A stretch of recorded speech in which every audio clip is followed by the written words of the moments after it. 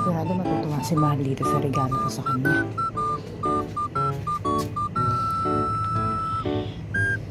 Sigurado ko matutuwa siya dito sa sapatos niya.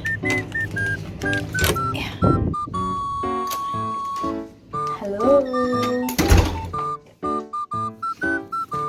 Hello, Mahal. Hi, I'm home. Oras na, umuwi ka pa. Ha? Oras na. Diba Bakit? okay, oras na 4. Oo nga. Alas 11 pa lang naman eh. Anong alas 11?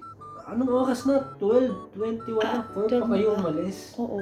Gutom na ako. Parang wala kang kasama. Hindi ka man lang Eh, ang mag-update. tagal kasi namin nag-iikot sa mall kanina. Ang laki kasi ng mall eh. Eh, ano? Nalibang ka na naman sa laman. Kasama sila. Oo, sorry na. Parang wala kang kasama dito. Ba't ba ang tagal nyo? Ano bang ginawa nyo dun? Nag-ikot kasi kami sa mall, tsaka ano kasi, binilang kita nitong sapatos. Kasi alam ko lalo kang popogi pag sinuot mo yan.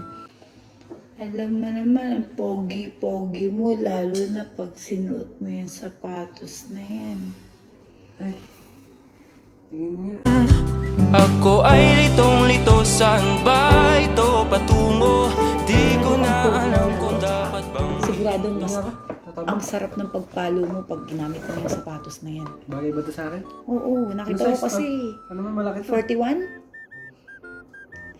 Kasi nakita ko nung nag-flight tayo papunta dito, dalawang sapatos na yung dala mo eh. Sige nga, sukat mo nga. Ano oras na ba? Aga pa. Dapat maya-maya ka na umuwi. Nagugutom ka pa. Kumain ka na ba? Oo, kumain na kami.